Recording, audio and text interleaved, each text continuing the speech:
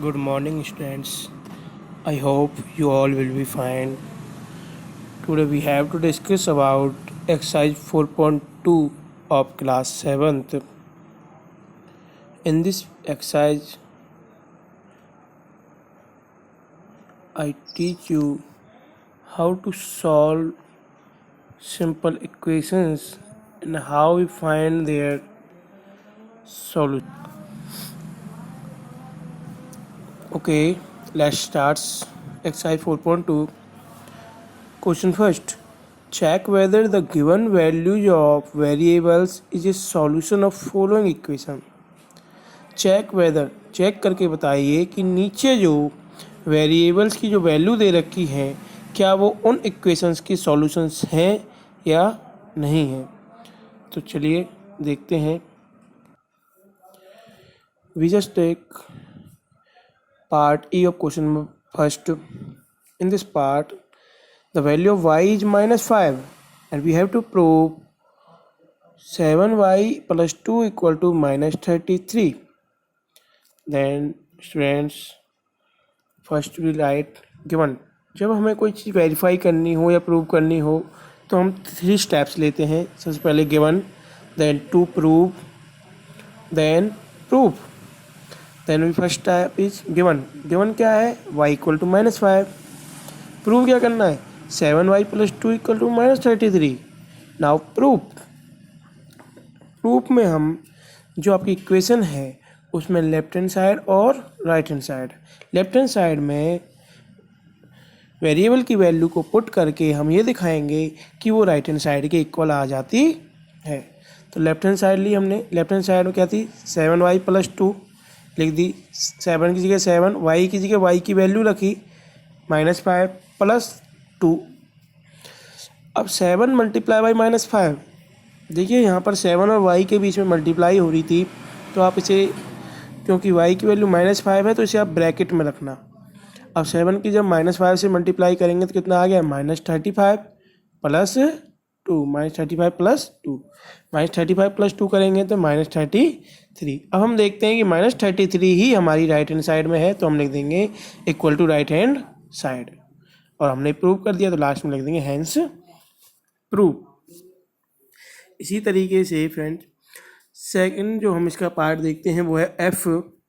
F part में आप देखेंगे कि जो क्वेश्चन हमें गिवन है उस क्वेश्चन में p की वैल्यू दे रखी है 2, p इक्वल टू 2 एंड equation is 7 - 3p equal to 1।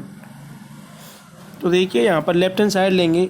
Left hand side क्या है? 7 - 3p, 7 - 3p। 7 की जगह 7 आ गया, माइनस की जगह -3 की जगह 3 और p की जगह पर ब्रैकेट में क्या रख दी? p की वैल्यू इट्स 2। हम सॉल्व करेंगे तो सबसे पहले किसी भी इक्वेशन को जब हम सॉल्व करते हैं तो रूल चलता है BODMAS rule, bracket then of, divide, multiply, addition and subtraction. अब यहाँ पर आप देखोगे 7 - 3 × 2 तो यहाँ पर पहले क्या होगी? मल्टीप्लीकेशन। तो 3 × 2 = 6, 7 - 6, 7 - 6। अब 7 में 6 गए तो 1। अब देखते हो कि 1 ही कितना है? राइट हैंड साइड, तो 1 इक्वल टू 1। तो लिख देंगे hence proved, hence proved. Now same इसी तरीके से जो रिमेनिंग पार्ट्स हैं वो आपको सॉल्व करने हैं। Now question number second, solve the following equation and check the solutions.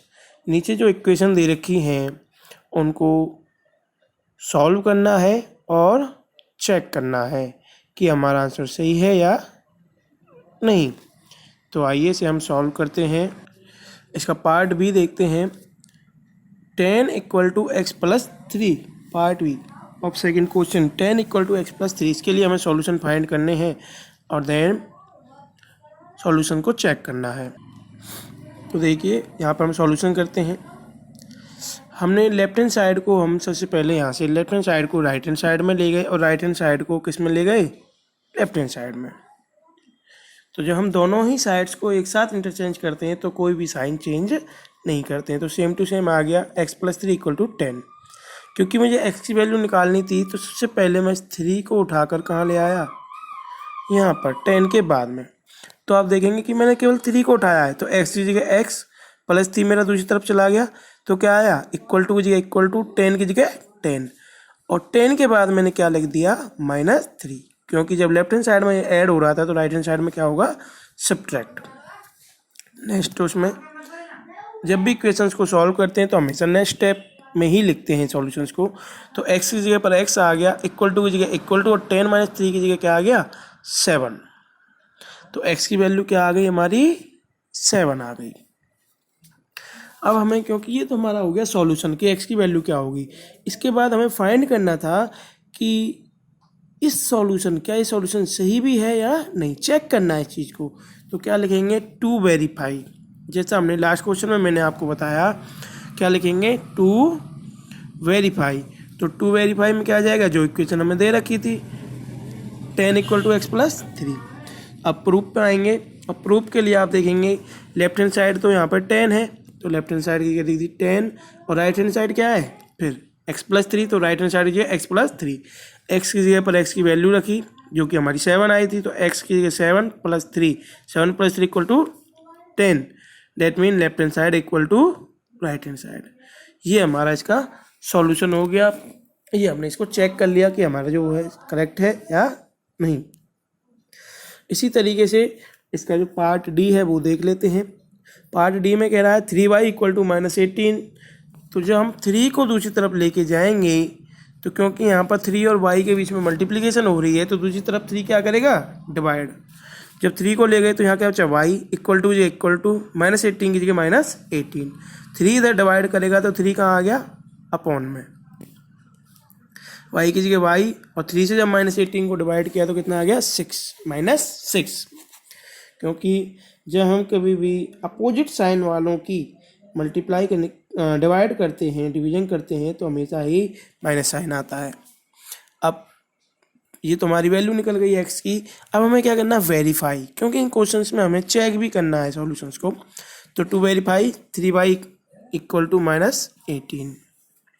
Proof left hand side ली 3y, 3 की जगह 3 और y की जगह ब्रैकेट के अंदर लगा -6, दोनों की मल्टीप्लाई की, दोनों पे अपोजिट साइन है, इस वजह से साइन किसका आएगा माइनस का, 3 6 = 18।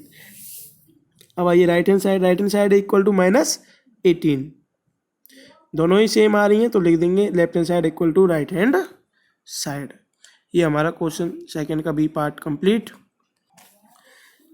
अब देखते हैं सेकंड क्वेश्चन का एच पार्ट। इसमें कह रहा है कि 8r/9 = 56, 8r/9 = 56। तो अब देखेंगे, पहले हम 9 को दूसरी तरफ लेके जाएंगे। 9 जो है लेफ्ट हैंड साइड में डिवाइड कर रहा है, तो राइट हैंड साइड में जब जाएगा तो क्या करेगा ये यहाँ पर मल्टीप्लाई। तो क्या बचा लेफ्ट हैंड साइड में बचा 8r = 56 का 56 मल्टीप्लाई में 9 तो r इक्वल टू, अब हम 8 को इधर लेके जाएंगे, किसको 8 को। जब हम 8 को लेके जाएंगे तो आप देखोगे 8 इधर हम मल्टीप्लाई कर रहा है तो इधर क्या करेगा डिवाइड। तो r इक्वल टू आ गया 56 × 9/8, 8 से 56 को डिवाइड किया 7 टाइम, r की वैल्यू क्या आ गई 7 × 9, r = 63। अब आते हैं प्रूफ पर। टू प्रूफ में क्या लिखेंगे टू वेरीफाई 8/9, जो इक्वेशन हमें दे रखी थी वही चीज़ हम यहाँ पर लिख देंगे, वो चीज़ लिख दी। अब आया प्रूफ में लिखेंगे लेफ्ट हैंड साइड क्या है 8r/9, तो 8r/9 इक्वल टू 8 की जगह 8, 9 की जगह 9 मल्टीप्लाई में r की जगह 63, 9 से डिवाइड किया, 9 7 जा 63, 7 टाइम चला गया, 9 से 9 1 टाइम चला गया। नाउ 8 और 7 की मल्टीप्लाई की कितना आ गया 56, और राइट हैंड साइड भी हमारी क्या है 56, तो लिख देंगे left hand side equal to right hand side. ये आपका क्वेश्चन नंबर सेकंड। रिमेनिंग जो पार्ट है सेम इसी तरीके से सॉल्व करने हैं। अब हम करते हैं question number third. Question number third कह रहा है solve the following equations using systematic method का प्रयोग करके हमें ये इक्वेशन सॉल्व करनी है। तो देखिए इसका हम जैसे कि कोई पार्ट ले लेते हैं, फर्स्ट पार्ट ही ले लेते हैं 2x - 6 = -60। आइए इसे सॉल्व करते हैं। थर्ड का A part 2x minus 6 equal to minus 16। जब हम इसे देखेंगे यहाँ पर आप देख सकते हैं, तो क्योंकि हमें सिस्टमेटिक मेथड से सॉल्व करना है, तो सिस्टमेटिक मेथड क्या कहता है कि जैसे हमें x की वैल्यू निकालनी है, तो x के साथ जो बाकी की टर्म्स हैं पहले आपको उन टर्म्स को यहाँ से रिमूव करना होगा। अब रिमूव कैसे करते हैं, जैसे यहाँ पे आप देखोगे कि यहाँ पर लिखा हुआ 2x माइनस 6, तो x के साथ 2 की पहले मल्टीप्लाई हुई है, उसके बाद फिर 6 को माइनस किया गया है, तो जो टर्म बाद में हुई है पहले उसको हटाएंगे, तो बाद में क्या हुआ -6। तो माइनस को किसी उसको जब हमें कोई चीज़ हटानी होती है, जब कोई माइनस में उसे जब हम हटाते हैं तो हमें वहाँ पर क्या करना होता है, प्लस करेंगे। सेम टर्म हम वहाँ पर क्या करेंगे, प्लस।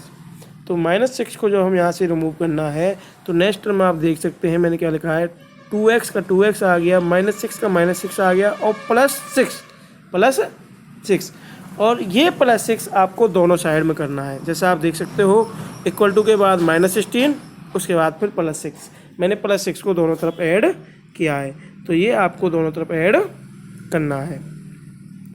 इसके बाद हमने सॉल्व किया, -6 से +6 कैंसिल हो गया इधर, तो कितना चाहे 2x इक्वल टू के बाद -16 + 6 10 -10। अब देखेंगे x के साथ अब क्या रह गया 2 को मुझे रिमूव करना है, और 2 और x के बीच में क्या रिलेशन है कि 2 की मल्टीप्लाई हो रही है x के साथ, तो क्या करेंगे, मल्टीप्लाई का अपोजिट होता है डिवाइड, तो 2 से हम डिवाइड कर देंगे दोनों साइडों को, तो डिवाइड बोथ साइड्स बाई 2, तो 2x को 2 से डिवाइड किया, उसके बाद इक्वल टू -10 को भी 2 से डिवाइड किया, 2x में 2 से 2 कैंसिल हो गया, कितना आ गया x, और 2 से -10 को डिवाइड किया, कितना आ गया -5। ये हमारा इसका सॉल्यूशन। तो आइए इसके नेक्स्ट पार्ट जी पार्ट की तरफ बढ़ते हैं। ये कह रहा है कि -4z -7 इक्वल टू -9। तो यहाँ देखेंगे कि -4z में माइनस किया गया है 7 को, तब जाके हमारी वैल्यू आई है -9 के इक्वल, क्योंकि कोई चीज़ अगर पहले माइनस की हुई है तो अब हम उस चीज़ को उसी में क्या करेंगे, ऐड। तो नेक्स्ट टर्म में हमने क्या लिखा, -4z -7, ये पहले ही दे रखा था, -7 को रिमूव करने के लिए मैंने क्या कर दिया, दोनों तरफ 7 को ऐड कर दिया, +7 इक्वल टू -9 + 7। सॉल्व किया, -7 से +7 कैंसिल, इधर सॉल्व किया राइट हैंड साइड में, -9 + 7 -2। अब हम देखते हैं कि -4z इक्वल टू आ गया -2, और मुझे तो केवल z की वैल्यू चाहिए, तो हम क्या करेंगे, दोनों तरफ जो z का जो कोफिशिएंट है -4, उससे क्या कर देंगे, डिवाइड।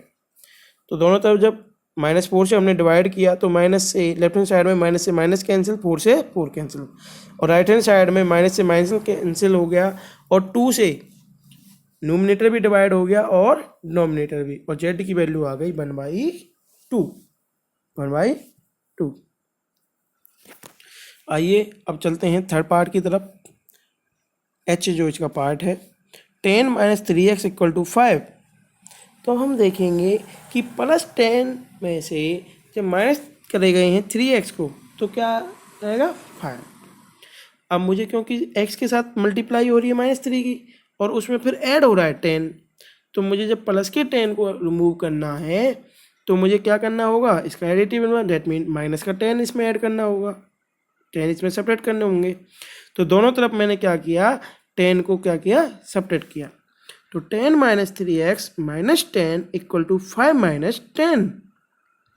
अब हमने सॉल्व किया, 10 से 10 कैंसिल, तो कितना आ जाए -3 इक्वल टू -5। अब देखते हैं हम कि यहाँ पर जो -3 है, -3x है, उसमें x में मल्टीप्लाई हो रही है -3 की, तो जैसे मैंने आपको अभी बताया कि -3 के इसके कोफिशिएंट है जो x का, इसी से हम इसको डिवाइड कर देंगे। -3x को डिवाइड किया हमने -3 से दोनों तरफ, तो माइनस से माइनस कैंसिल हो गई, और x की वैल्यू आ गई 5/3। x की वैल्यू क्या आ गई, 5/3। इसी तरीके से इसका जो नेक्स्ट पार्ट पर चलते हैं, जे पार्ट। जे पार्ट में जो क्वेश्चंस है,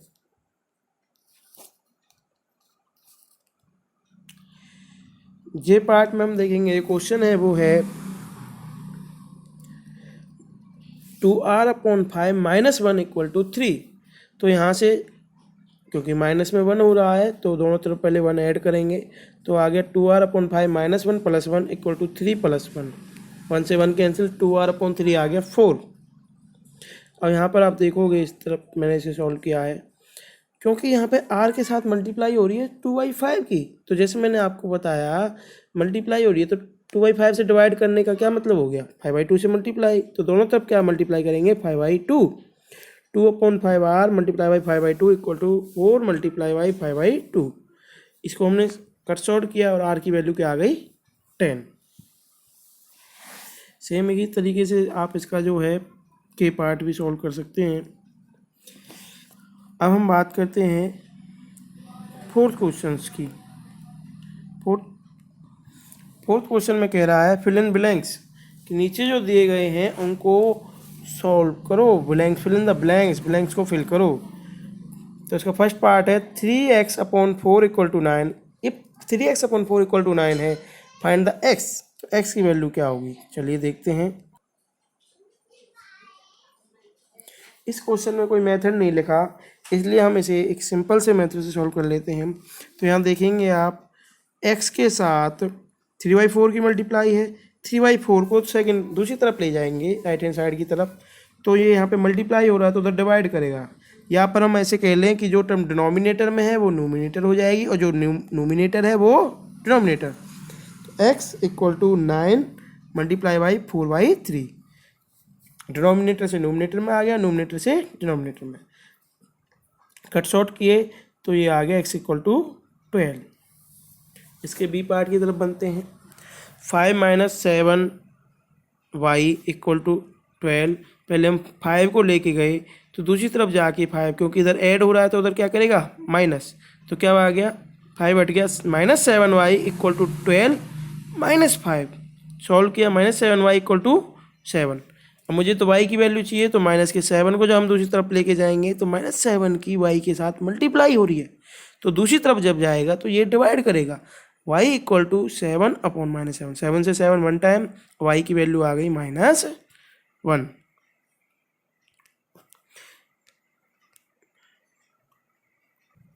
इसका डी पार्ट देखेंगे। इसके हम डी पार्ट को देखते हैं। 3y - 5 = 10। तो पहले 5 को जो हम लेके गए तो ये ऐड होंगे दूसरी तरफ जाके, तो 3y आ गया 10 + 5 और 3y की वैल्यू आ गई 15। अगर y का 3 टाइम 15 है तो y कितना होगा, ऑब्वियसली 3 को जब दूसरी तरफ ले जाएंगे तो डिवाइड करेगा। y = 15/3, y = 5। Now next question, next part ई। Just say -3x - 2 = 2x। तो आप देखेंगे दोनों तरफ की जो है x वाली टर्म है, तो पहले मैं 2x को लेफ्ट हैंड साइड की तरफ ले आया तो देखिए क्या हो गया, -3x - 2, क्योंकि उधर ये प्लस के थे तो इधर क्या आ गए माइनस के, -2x = और राइट हैंड साइड में अब 2x नहीं है तो क्या बच गई, 0।